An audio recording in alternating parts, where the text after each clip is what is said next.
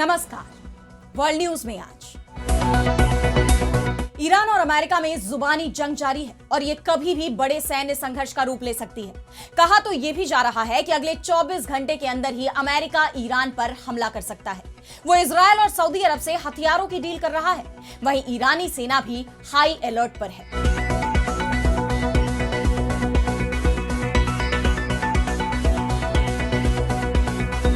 Iran के रुख को देखते हुए अमेरिकी राष्ट्रपति डोनाल्ड ट्रंप कभी हमले की धमकी देते हैं तो कभी बातचीत पर जोर देते हैं, जिस पर ईरानी सेना ने अमेरिका और इजरायल को चेतावनी देते हुए यह साफ कह दिया है कि अगर दुश्मन कोई गलती करता है तो इसमें कोई शक नहीं कि वो अपनी सुरक्षा, क्षेत्र की सुरक्षा और इजरायल की सुरक्षा को खतरे में डाल देगा।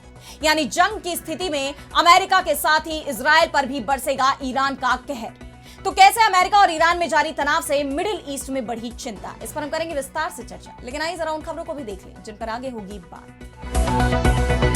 पाकिस्तान में बलूच विद्रोहियों का ऑपरेशन हैरोफ, पाक सेना के 84 जवानों की मौत, 18 को बीएलए ने बनाया बंधक, मुश्किलों में घिरी शहबाज सरकार।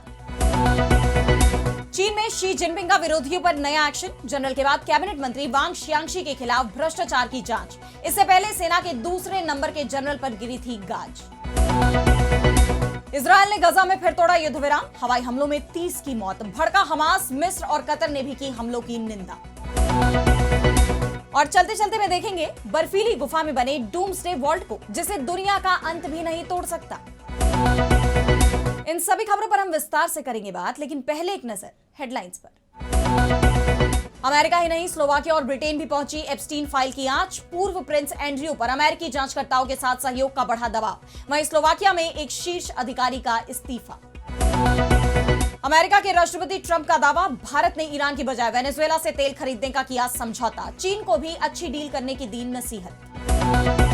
शहबाज सरकार ने 7 भारतीय नागरिकों को लौटाया। 2023 की बाढ़ में बहकर चले गए थे पाकिस्तान। भारतीय अधिकारियों ने की दस्तावेजों की पुष्टि। पाकिस्तान का इस्लामिक नेटो बनाने का सपना टूटा। सऊदी के साथ हुई डिफेंस डील में शामिल होने से तुर्की का इनकार। मिडिल ईस्ट में बढ़ते तनाव के बीच मुस्लिम देशों का नेटो बनाने की चल रही थी तैयारी। तो इजरायल में बेचैनी दिखाई दे रही है, वहीं चिंता ईरान के अंदर भी दिख रही है। हर तरफ डर का माहौल है और ये डर एक बड़ी जंग की आशंका के चलते बना हुआ है। मेट्रो स्टेशनों को भूमिगत शेल्टर में बदला जा रहा है। लोग सोशल मीडिया पर मिसाइल और बम हमलों से बचने के उपाय तलाश रहे हैं। डर और अफवाहें तेजी से फैलने लगी हैं। सबसे ज्यादा डर तो तल अवीव में दिखाई दे रहा है और यही वजह है कि जैसे ही ये खबर सामने आई कि ईरान में विस्फोट हुए हैं, तुरंत ही इजरायल सरकार की प्रतिक्रिया भी आ गई। इजरायल को डर लग रहा था कि कहीं ईरान उस पर मिसाइलों की बारिश न कर दे। वैसे भी मोसाद और सीआईए की तरफ से रिपोर्ट दी गई है कि ईरान ने एक साथ 3000 मिसाइलें छोड़ने की तैयारी कर ली है, जिन्हें रोकना अमेरिका और इजरायल के बस में नहीं है। ऐसे में इजरायल ने बेहद जल्दी ही इन धमाकों पर अपनी प्रतिक्रिया दे दी। इजरायल ने कहा कि ईरान में हुए धमाकों में हमारा कोई हाथ नहीं है। अमेरिका की भी जिम्मेदारी इजरायल ने ही ले ली और साफ कहा कि अमेरिका भी इसके पीछे नहीं है।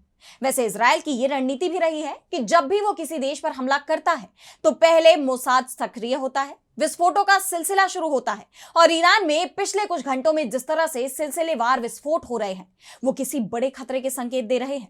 ईरान के प्रमुख बंदरगाह शहर बंदर अब्बास में धमाका हुआ।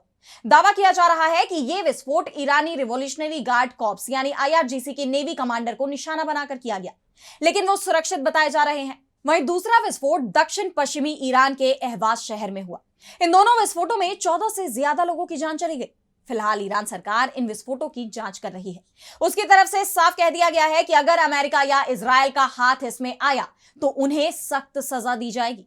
इस बीच ईरान ने बड़ी घोषणा भी की है कि वो फरवरी के मध्य में उत्तरी हिंद महासागर क्षेत्र में चीन और रूस के साथ संयुक्त नौसैनिक अभ्यास करेगा। इस ऐलान से ईरान ने अमेरिका को क्लियर मैसेज दे दिया है कि अगर जंग होती है तो रूस और चीन उसकी मदद के लिए खड़े हैं। ईरान की चेतावनियां और उसकी बढ़ती ताकत का असर खाड़ी देशों पर भी दिखाई दे रहा है। एक दिन पहले ही यह खबर सामने आई थी कि सऊदी अरब ने अमेरिका से मांग की थी कि अब इंतजार नहीं करें, ईरान पर तुरंत हमला करें। अगर अब हमला नहीं होता है तो ईरान बहुत ताकतवर बन जाएगा। लेकिन 24 घंटे के बाद ही खबरों का खुद ही सऊदी अरब ने खंडन कर दिया है। अमेरिका से साफ कह दिया है कि अगर जंग होती है तो वो अपना एयर स्पेस बंद कर देगा।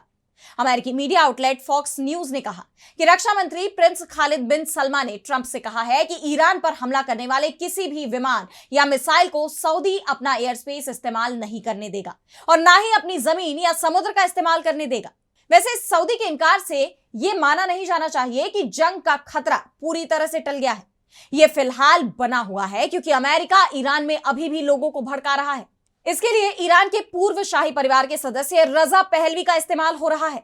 वे अमेरिका में रहते हैं, ईरान में विरोध प्रदर्शनों का समर्थन करते हैं। पहलवी ने ट्रंप के विशेष दूत स्टीव विटकॉफ से मुलाकात की है और उसके बाद ये चर्चाएं शुरू हो गई है कि अमेरिका अब हमले के लिए पूरी तरह से तैयार है। अब कभी भी हमला हो सकता है। वैसे अमेरिका के राष्ट्रपति डोनाल्ड ट्रंप का कहना है कि बातचीत का समय अभी भी नहीं निकला है। ईरान चाहता है तो बातचीत भी हो सकती है, लेकिन ट्रंप की जो शर्तें हैं उन्हें ईरान मानने को तैयार नहीं है। ऐसे में जंग की संभावनाएं बढ़ती जा रही हैं। और अब बढ़ते हैं अगली खबर की तरफ, जहां हम बात करेंगे पाकिस्तान की। तो पाकिस्तान की शहबाज सरकार चौतरफा मुश्किलों से घिरी हुई है। एक तरफ आर्थिक मजबूरी, आईएमएफ से बार बार कर्ज मांगना पड़ रहा है, वहीं दूसरी तरफ अलग अलग प्रांतों में आजादी की उठती मांग। खासतौर पर बलूचिस्तान में तो हालात बेहद तनावपूर्ण हो गए हैं। बलूच लड़ाके लगातार पाकिस्तानी सेना को निशाना बना रहे हैं और अब उन्होंने एक बड़ा मोर्चा खोलते हुए ऑपरेशन हेरॉफ शुरू कर दिया है, जिसके तहत बीते दिन 10 से 12 घंटे में ही बलूच लिबरेशन आर्मी यानी बीएलए ने पाकिस्तानी सेना को बड़ी चोट दी है। बीएलए के प्रवक्ता जियांद बलोच ने एक बयान जारी कर दावा किया है कि हमारे लड़ाकों ने बलूचिस्तान के 14 शहरों में 48 जगहों पर एक साथ हमले किए। 30 से ज्यादा सरकारी इमारतों को निशाना बनाया गया है। बीएलए ने 10 घंटे से ज्यादा समय तक इन शहरों को अपने कब्जे में रखा है। इस दौरान पाकिस्तानी सेना, पुलिस, इंटेलिजेंस एजेंसी और सीटीडी के 84 जवान मारे गए, जबकि 18 को जिंदा पकड़ लिया गया है। ये सभी जवान फिलहाल बीएलए की हिरासत में हैं। उन्होंने कहा कि इस ऑपरेशन के तहत क्वेटा, पसनी, ग्वादर, नोशकी और दल बांदिन में सेना के कैंपों पर फिदायीन हमले किए गए। पाक फौज की आवाजाही पूरी तरह से रोक दी गई है। खासतौर से कोस्टल हाईवे पर हमलों ने पाकिस्तान सरकार को पंगु बना दिया है। पाकिस्तान के लिए बेहद अहम ग्वादर पोर्ट के पास से भी धमाकों और गोलीबारी की खबर है। बीएलए ने बलूच मातृभूमि की रक्षा करने के लिए इस ऑपरेशन को चलाने की बात कही है। वहीं पाकिस्तानी आर्मी ने भी 50 से ज्यादा विद्रोही लड़ाकों को मारने का दावा किया है। लेकिन बीएलए के हमलों की इंटेंसिटी बलूचिस्तान के मुख्यमंत्री सरफराज बुगती के बयान में साफ दिखाई दी, जब पुलिस अधिकारियों से बात करते हुए वो अपने आंसू नहीं रोक पाए। उन्होंने कहा कि हम खून की हर बूंद का बदला लेंगे। हौसला और हिम्मत बुलंद रखेंगे और नहीं छोड़ो। बलूचिस्तान में पूरी कौम आपकी तरफ आ रहा है। वहीं पाकिस्तानी सेना की मीडिया विंग आईएसपीआर ने कहा है कि आतंकवादियों की किसी भी शहर या रणनीतिक ठिकाने पर कब्जा करने की कोशिशों को सफलतापूर्वक नाकाम कर दिया गया है। लेकिन इस बीच सोशल मीडिया पर वायरल हो रही तस्वीरों और वीडियोस ने पाकिस्तानी सरकार और सुरक्षा एजेंसियों के उन दावों को चुनौती दे दी है, जिसमें कहा जाता रहा है कि बलूच विद्रोहियों को आम जनता का कोई समर्थन नहीं है। इन विजुअल्स में कथित तौर पर स्थानीय बलूच नागरिकों को बीएलए लड़ाकों के साथ बैठकर खाना खाते और उन्हें अनाज पहुंचाते हुए देखा जा सकता है। स्थानीय लोग हथियारबंद विद्रोहियों के पास बिना किसी डर के, बिना किसी भय के खड़े दिखाई दे रहे हैं, जिससे साफ है कि उन्हें जनता का भी समर्थन मिल रहा है और लोगों में सरकार के खिलाफ नाराजगी है। इन हालात में पाकिस्तान सरकार के लिए बलूच विद्रोहियों का मुकाबला करना मुश्किल नजर आ रहा है। और अब अगली खबर में बात करेंगे चीन की। तो चीन में सरकार में शामिल लोगों पर ही जबरदस्त एक्शन चल रहा है। पहले सेना के अधिकारी निशाने पर आए और अब कैबिनेट मंत्री पर गाज गिर गई है। जी हां, आपातकालीन प्रबंधन मंत्री वांग शियांगशी के खिलाफ भ्रष्टाचार के गंभीर आरोपों में जांच शुरू की गई है। चीन की टॉप एंटी ग्राफ्ट एजेंसी सीसीडीआई यानी central commission for discipline inspection ने इसकी पुष्टि की है। हालांकि इस संस्था ने अपने बयान में आरोपों का ब्यौरा तो नहीं दिया, लेकिन यह जरूर कहा है कि वांग पर गंभीर अनुशासन और कानून उल्लंघन के आरोप है। और चीन, जहां से खबरें बाहर आना बहुत मुश्किल है, केवल वही जानकारी सामने आती है जो सरकार खुद देना चाहती है।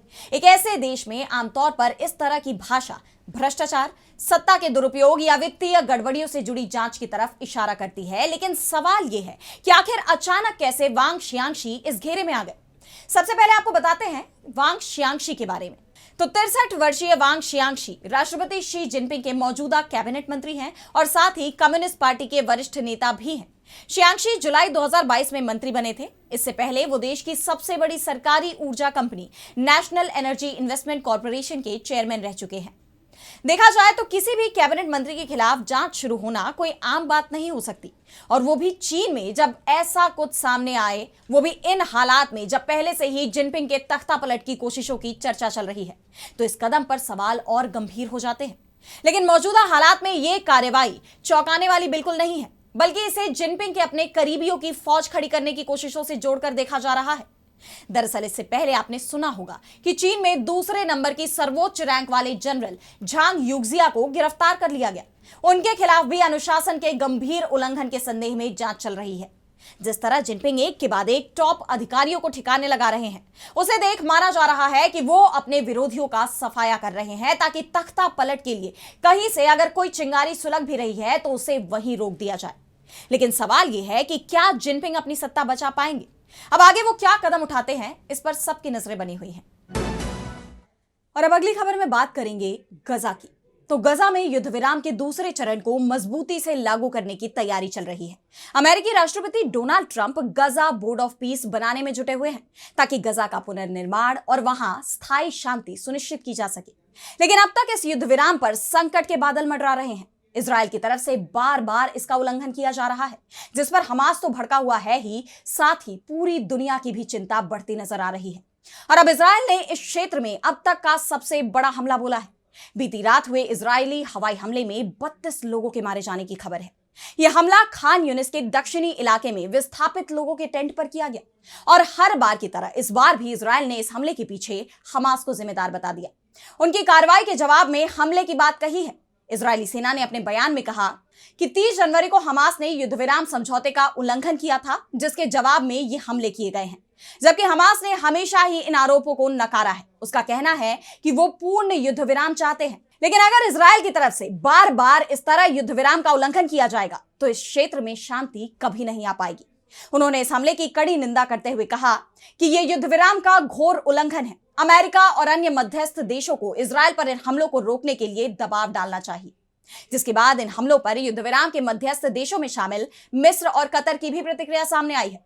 मिस्र ने जहां चेतावनी दी कि ये हमले युद्ध विराम की राजनीतिक दिशा के लिए सीधा खतरा है, वहीं कतर ने इजराइल के हमलों में खतरनाक बढ़ोतरी बताई और कहा कि इन्हें जारी रखना राजनीतिक प्रक्रिया के लिए सीधा खतरा है। गजा के अस्पताल के अधिकारियों ने बताया कि ताजा हमलों में जान गंवाने वाले लोगों में 2 अलग अलग परिवार की 2 महिलाएं और 6 बच्चे शामिल हैं। गजा के स्वास्थ्य मंत्रालय ने कहा है कि बीते साल 10 अक्टूबर को संघर्ष विराम होने के बावजूद इजराइल के हमले जारी हैं। 10 अक्टूबर के बाद से इजरायली गोलीबारी में अब तक 520 मौत हो चुकी है। गौर करने वाली बात यह है कि इजराइल के ये हमले गजा के सबसे दक्षिणी शहर में मिस्र की सीमा पर राफा क्रॉसिंग खुलने से ठीक एक दिन पहले हुए हैं, जिसके बाद इजराइल की मंशा पर कई सवाल खड़े हो गए हैं। आप जानते हैं कि इजराइल ने अंतिम बंधक का शव मिलने के बाद राफा क्रॉसिंग खोलने की बात कही थी, जिसके बाद गजा में मदद पहुंचाने में हो रही दिक्कतों से राहत मिलने की उम्मीद जताई जा रही थी। फलस्तीनी राफा क्रॉसिंग को उन हजारों लोगों के लिए जीवन रेखा मानते हैं जिन्हें इस इलाके से बाहर जाकर इलाज की जरूरत है। वहां अधिकांश मेडिकल इंफ्रास्ट्रक्चर तबाह हो चुके हैं। लेकिन क्या अब इजराइल ये क्रॉसिंग खोलेगा, इस पर सवाल उठ रहे हैं। और अब चलते चलते में देखेंगे बर्फीली गुफा में बनी डूम्सडे वॉल्ट को, जिसे दुनिया का अंत भी नहीं तोड़ सकता। जी हाँ, ये एक ऐसी तिजोरी है जो दुनिया में प्रलय आ जाए, धरती से जीवन खत्म हो जाए, तब भी नहीं टूटने वाली। यही वजह है कि इसे डूम्सडे वॉल्ट यानी कयामत की तिजोरी कहते हैं। और इसे जानने के लिए हम आपको ले चलते हैं धरती के उस कोने पर जहां 4 महीने तक सूरज की रोशनी भी नहीं पहुंचती। हम बात कर रहे हैं नॉर्थ पोल की, जहां दुनिया की इंसानी बस्तियां खत्म हो जाती हैं। अंतहीन बर्फ का साम्राज्य शुरू होता है। वहां स्थित है नॉर्वे का लॉन्ग ईयर बायन आइलैंड। वहां पहुंचना किसी मिशन से कम नहीं है, क्योंकि यहां हाड़ कपा देने वाली सर्द हवाएं चलती हैं। पोलर बियर का डर बना रहता है और साल के कई महीने रहने वाला अंधेरा। और यही मौजूद है वो डूम्सडे वॉल्ट, जिसे दुनिया का सबसे सेफ हाउस भी कहा जाता है, क्योंकि इसका कोई कुछ नहीं बिगाड़ सकता। अब आप सोच रहे होंगे कि जब ये इतना सेफ है तो इसे ऐसे वक्त के लिए बनाया गया होगा जब धरती पर तबाही आने वाली होगी। तो बिल्कुल सही सोच रहे हैं आप, लेकिन इसमें भी एक ट्विस्ट है, और वो ये है कि ये तिजोरी किसी इंसान को सेफ रखने के लिए नहीं बनाई गई है, बल्कि ये इंसानी सभ्यता को सुरक्षित रखने के लिए एक खास मिशन से जुड़ी हुई है। शुरुआत में इसे ग्लोबल सीड वॉल्ट के रूप में जाना जाता था, जहां दुनिया भर की फसलों के करोड़ों बीजों को सहेज कर रखा गया ताकि किसी भी बड़ी आपदा यानी प्रलय जैसे हालात के बाद खेती दोबारा शुरू हो सके, या यूं कह ले कि यह दुनिया को रीसेट करने की तरकीब है।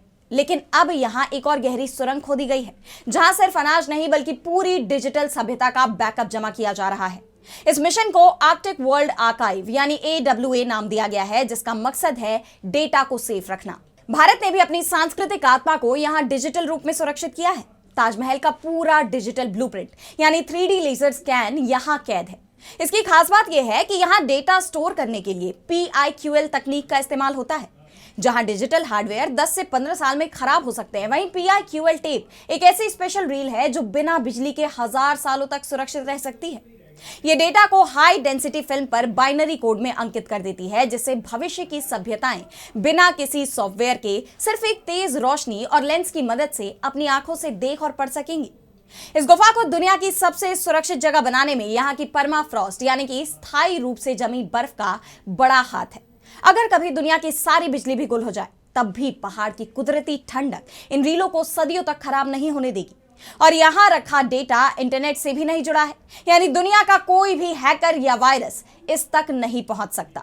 तो कैसे लगी आपको ये रिपोर्ट, हमें कमेंट सेक्शन में बताइए। लेकिन इसी के साथ अब मुझे दीजिए इजाजत, और देश दुनिया की तमाम बड़ी खबरों के लिए आप देखते रहिए DB लाइव। नमस्कार।